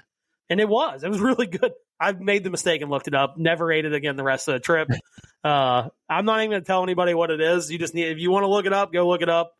It's funny. I took crap from my last caddy, Grant, because I was like, he's like, what do you think of haggis? I was like, I thought it was pretty good until I looked it up. He goes, you dumb Americans eat hot dogs. It's like, that's a fair take. That is a very fair take. But no, haggis was good. The problem is just not a lot. I mean, if you're a flavor guy, if you're a seasoning guy, you're going to struggle. I mean, that's what I am. Like, I put Cajun on stuff. I put salt and pepper on stuff. Like, if you're that person, you are going to struggle to eat in that country because they just don't do that. I had to talk our waitress through on the last day to blacken my chicken to put on my Caesar salad. Like, I had to teach her how to do it. Like, I'm like, here's what I need to do. Just go load that chicken up with pepper before you throw it on the grill. Like, So yeah, if you like seasoning, you like a little spice in your life, you're going to struggle. You just are. Yeah, that's fair. So yeah, anything outside of exploring the town, doing that kind of stuff, you guys, I don't think you guys hit any castles or distilleries. No, we did. We went to the St. Andrews Castle and walked around a little bit. We did the cathedral, which has Tom Morris's grave in it, and his son's grave and his wife's grave. That was really cool. I mean, you start walking around, you're seeing headstones from like 1586, and you're like, can't even wrap your head around that. But we stayed in Dundee, which is a cool little town. Little rough around the edges. They're having some pains as far as like employment and stuff like that. But, people were super nice. We found a cool little speakeasy bar that we went to like 3 or 4 times called NOLA. And shout out to Rebecca, and I think his name was Ethan. The owners, we met them the first time we went in there. They took care of us. Like, we went in there several times. Cool place. I mean, that just outside the places. I mean, Dundee was another college town that just had a ton of pubs, and it was cheaper to drink in Dundee than it was in St. Andrews for sure. You're buying pints for like £3, which is $4 something, which seems about right. You go to St. Andrews, you're probably paying $5.50 pounds to drink. So we like Dundee. I think if I did it over again, I would probably stay in St. Andrews, but Dundee there was a lot of nice people there as well. Yeah, that's a good segue into sort of the planning logistics section. So you guys did stay in Dundee. Anybody that wants to make a trip kind of mimicking or mirroring this one, was this like a DIY situation? Did you go through a booking company? Like, how'd that So my main advice to anybody making a trip like this, if you want to quickly save yourself $3,000 or $4,000 a person, is pick up the phone and make the calls yourself, send the emails yourself. It's not that hard. I didn't do it. I'm not going to take credit for it. But knowing, Tim, who did our whole trip, he's like, look, if you can pick up the phone and make a call, you're going to save yourself a crap ton of money. Or if you know how to fill out a form online, like, you're going to save yourself a crap ton of money, because the old course used to be really, really hard to get on. You either had to do the singles queue, you had to either do the group ballot, like the day before. The singles queue used to be a line where you'd line up at like 3 a.m. Yeah. But now you can, as long as you commit to playing 2 of their other courses, you get an old course tee time. You buy a package, you get an old course tee time. So that's the best way to do it. And then, like I said, if you can make your own calls, which is very easy, the people make it pretty easy. It's the quickest way to save yourself $3,000 or $4,000. Because look, these booking companies, we talked to some guys that use booking companies. They're fantastic, right? They take care of everything. You don't really have to worry about anything. If that's your thing, pay the extra $3,000 or $4,000, have at it. But I think if you're trying to do this trip at a reasonable price, the easiest way is just pick up the phone and make your own tee times. And we planned this thing out about 9 months, 10 months out. We got our old course tee times, I think, last July or August. And then we kind of planned our trip around that. And started making phone calls and figuring out what courses we want to play. All right. You can make this trip as expensive as or cheap as you want. If you want to go play Kings Barnes and pay £550, you can do that. Right. We kind of, we wanted to play Carnoustie, but unfortunately the only day we could get on was the day we had our old course tee times. So that didn't really work out this time. But, there's so many courses of, varying price. To me, I'm more of a quantity guy over quality. Like, give me 2 rounds for $500 rather than 1 round for $500. That's just kind of my take on it. But you can do it however you want. And like I said, as long as you do it yourself, you're going to save yourself a crap ton of money. Yeah, good shout out there. Did you guys do mostly walking? Did you have a rental car? Like, what was how'd you get around? We did. We had 2 vans. Four people in each van. I did not drive. Shout out to Cody, who was our driver. He was the perfect amount of keeping you on your edge of the seat, but he was aggressive enough to kind of the funny story. We were pulling into the Jigger in and this lady's like throwing up her arms. I'm like, what the hell is this lady's problem? And like Wes in the backseat, he goes, he's on the right side of the road. Oh, shit. Yeah. I was like, oh, yeah, I guess that does make sense. But no, we had 2 vans. They call them minibuses, but they're essentially like Sprinter vans almost. Yeah. I would say if I had to splurge on something the next time, I would do a big bus and have a driver. That seems like the play. We knew I talked to a few guys over there that had that, and they're like, dude, it just allows everybody to kind of enjoy their time. We were always in a hurry to get back to Dundee so Cody can kind of enjoy himself because, you can't even really have 1 beer and drive over there because if you get pulled over, their legal limit is less than 1 beer. So you can get a lot of trouble. So you don't really, if your driver can't really drink at all, Now, if you're staying in St. Andrews, it probably makes it a little easier where you can just be like, all right, get back, if we play the Castle course, you drive the 7 minutes back and then, you can have fun. But with us staying 25 minutes outside St. Andrews, it was always kind of like, all right, it's time to leave the Jigger because Cody wants to get back and kind of enjoy. So, which I didn't mind, right? Because it's his trip too. But it's kind of like you were always kind of in a hurry to get back to your hotel so you can kind of go enjoy yourself. So, yeah, that's good advice there as well. Any other logistical headaches or surprises in a good way, maybe? I'll tell you, I heard some really bad stories about London Heathrow customs. Yeah. There were some people in our group that did not like it because there's 3 scans, right? It's not all in one place. You got to scan your passport, then you scan your ticket, and then you go through. But I'll tell you what, it moved like a well-oiled machine. I was terrified. We had like 3 hours between flights, and I'm talking to people, and they're like, oh, man, we had like a 2.5 hour customs thing that we had to go through there. So I was a little terrified, but it worked like a well-oiled machine. I thought that went relatively well. You always have the scare of the golf bags. None of our golf bags got lost, which was nice because that was kind of why we didn't play for the first day and a half is like, hey, if someone's golf clubs don't show up, it kind of gives them time to show up before we play our first round. I thought that went relatively well. I think it probably helped that we didn't go in a peak time, like a super peak time, because that's probably when they have problems with the golf bags. But I think those 2 things for sure were like, those went right, that were kind of had me nervous. Yeah, no, that's good. All right.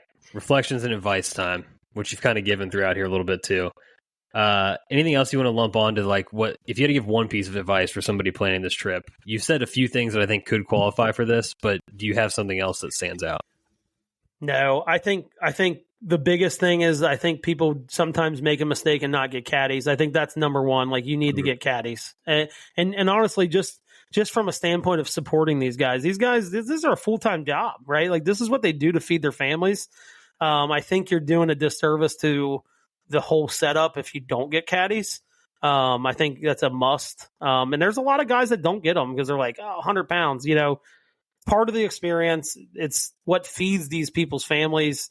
I think that's the first piece of advice, because I heard some people that have been on these trips are like, oh, you're doing caddies every day. And I'm like, should I not be? But I don't regret it one bit. So that's definitely one. And I think number two is, like, spend a little extra money and stay in St. Andrews. Like, I had no problem with Dundee. The people were nice. We had a great time there. But I think spending the extra $500 per person to $1,000 per person to stay in St. Andrews is probably worth every penny. Yeah, I think when you're there that long, you think about it that way. It's probably right. Well, like I said, we get done with golf, and all we wanted to do was just hang out at the Jigger or hang out at Dunvegan or hang out at Belhaven. Like, that's all we wanted to do. You know what I mean? So it's like, damn, we got to go back to Dundee now. Like, it's kind of like, and that's what made Sunday so much fun. It was like, we cabbed it down. Cody had a blast. We're pub hopping. It was a blast. No, that's great. That's great. So any hidden gem spots, kind of either off the course or maybe even like courses, like between, you said Jubilee kind of punched higher than you thought. I don't know, anything hidden gem wise. So I'm not going to lie. I was a little terrified of not having Miller Lite over there. and everybody had like their own beer. Like I said, the Jigger had their own beer. You had you go eat lunch in the Tom Morris Grill. They had the Tom Morris Ale, Tom Morris Lager. Those were all really good. I'd say like that was kind of the hidden gem of the trip, of like those like one-off beers that we had that I wasn't really expecting to have. Like the brand of beer anyway. But I think like the hidden gems, like go to the top of where the Tom Morris Grill is. There's a roof. I didn't know about it, but it has the best view on property. Outside the Russell's Hotel, it has the best view on property. And for the love of God, like, it's a fancy restaurant up there, but they know people come up there, go to the top of the Russell's Hotel, go to the balcony, and just watch people play 18. Like, the sun, go with the sunset. The sunset up there, I have a couple sunset pictures, and it's probably the best sunset I've ever seen in my entire life. And it's free, dude. You don't even have to stay in the hotel. Like, you can just take the elevator up and like go hang out on the balcony. I think that was like something I didn't even think about that we were going to do, and we ended up doing it. And I think we went back there like 3 times. So, and once for dinner. So, and the restaurant up there is it's pretty good. I'd say, they cook their steaks a little differently than we do here. They're not as they're a little more chewy, but it was still a pretty good dinner, and it's got a 10-star view. You know what I mean? So 100%. That's actually a good segue into what was going to be my last question, but I'm going to have you do it now. 6-pack power ranking here. We need to know the best pints you consumed in Scotland for this trip. Okay. Coming in at number 6, it probably was a lot higher initially. Kind of messed with my stomach a little bit. Just kind of didn't sit well the next day. Yeah. But coming in at 6 is Tennent's. For anybody that doesn't know what Tennent's is, it's kind of like their Budweiser, right? Or their Miller Lite, or it's their, like drinkable lager, kind of thing. Their cheap drinkable lager. So Tennent's comes in at number 6. Number 5, Strongbow is a cider. Yeah. Pretty good. Like, tastes a lot better over there, I think. I've had Strongbow here. I think just like the logistics of it coming over here, maybe like the long travel, things like that. Strongbow's pretty good. It's a pretty elite cider, and I'm not even a big cider person. You can get a snake bite, which has Strongbow in it. It's got a lager and a cider and then like some like grape puree in it. Dude, snake bites are where it's at. Little kick to them. They wouldn't have more than 2. You will be feeling it. So, but Strongbow comes in at 5. Coming in at 4 is probably, I will tell you what, the Jigger Lager was pretty elite. It had like a smoky taste to it. Interesting. I said it was like in the weirdest way. It was a good tasting like cigarette. It had like an ashy taste to it. But it worked. It did work. It definitely worked. Huh. So that's 4. Coming in at 3, I'm going to bring in, I think this is not where I'm putting Guinness. I think Bellhaven's Best. Bellhaven's Best is like it's an ale. It's kind of their drinkable ale, like, like their everyday ale. I thought that was pretty elite. I had a lot of those. Yeah. No, when I went to that one pub, Bellhaven's pub, I had a lot of those. That was kind of my go-to there. I really enjoyed it. It was super light. Kind of reminded me of Yingling, like had a dark look, but it was like super light, which I kind of like. Number 2, I think we had a ale from a local brewery in Dundee called 1792. And it had like a hoppy taste to it. It kind of reminded me a little bit of home. It was really, really good. Really, really good. We had it at our hotel. I couldn't find it anywhere else, but they had it in our hotel lobby. I had a lot of those too. So the convenience of it all. Yeah. And I think coming in at number 1, it's a must. It's Guinness. The Guinness hits different over there. It tastes different. It tastes better. And I think 2 reasons. We kind of came down to this: the rotation of taps, in kegs. It's just going to be fresher. Everybody kind of drinks it over there. And I just think it just travels less, right? Like, and it's made with that water over there, which is supposedly like the missing piece to, how it tastes over here. Yeah, I can confirm, having gone to Dublin and visiting the Guinness factory and everything. Yeah, it just does taste better over there. I did have a couple whiskeys just to throw into some bonus. King's Barnes whiskey, pretty good. So we tried it at the Duke's, but at Crail they kind of gave us this like emergency supplies, and they gave us this like this malt Scotch that I tried, and it's pretty good. Like it's really, really good. And I'm not even like that big of a Scotch guy, but it was pretty top tier Scotch. I mean, it was. I don't like Scotch, and I drink it like a couple times. So that was in the emergency supplies kit? Yeah, they put that in there. Yeah, hell yeah, it was cool. Yeah, yep, that's awesome. All right, last question for you then. Favorite souvenir that you brought home? That's hard. You got the non-vegan T-shirt on, the Old Course hat on. I would probably. Man, this is tough because I got a couple good things. I would probably say. I just think all the flags I brought. Yeah. I've got a big flag collection. Specifically this, the coveted St. Andrews, golf links flag.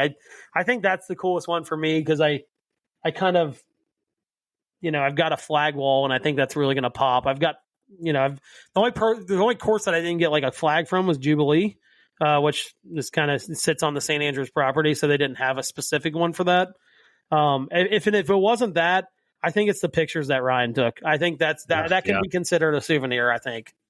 Yeah, 100%. I didn't even consider that just because you don't think about, you're not buying that in a pro shop or whatever. But I still maintain it's the best decision you could have possibly made. My Jigger pint is pretty cool from the Jigger N that I bought. I think that's pretty cool too. But I think Ryan's pictures from a like holistic standpoint is probably it. But if I had to go like an item, it's probably all the flags I got. Yeah. Jeez. Look at that. We somehow managed to keep this under 2 hours. I can't believe it. I mean, I could talk to you about this stuff forever. We'll continue talking about it in the months to come, I'm sure. But yeah, if you guys are here now, please subscribe, rate, and review the show. Hit us with a like, any of that stuff. We appreciate that. And for most of all, thank you just for sticking around for an hour. 54 minutes. Well, and I'll say this: if anybody has questions, like I've saved all the stuff from our trip. And, if you have any doubts about what to do or anything like that, message us. You know what I mean? Like, yeah. I honestly, at this point, because I know I'm not going to go back over there for at least another 2 or 3 years, I would love to like help have input in someone's trip, because I think that was the biggest thing for me, is I just didn't know. You don't know what you don't know. Yeah. And I think there was some things that I wish I knew that when we figured out kind of on the fly. But yeah, message us. I would love to have some, give you some input on what to do and what not to do. Yeah, I couldn't have said it better myself. We are here. We are an open book. Just reach out. That's all you need to do. Hit the fan mail in the show description. Heck there you yeah. go. Ask us about Scotland. All right. Thank you for bearing it all, Justin. Appreciate it. This is a different episode, but a really fun one to do. Yeah, that was fun. It's crazy that you're on the other side of this trip now. So I feel like my summer's over. I'm like, just pack it in. Let's go. Like, make me the winner. Awesome. All right. Well, really enjoyed this one. Thanks everybody for listening and watching. And until next time, cheers. See ya. Thank you for listening to another episode of the Back 9 Six-Pack. Be sure to follow us on Instagram and Twitter at Back 9 Six-Pack for all your content needs. We'll see you guys next week. Cheers.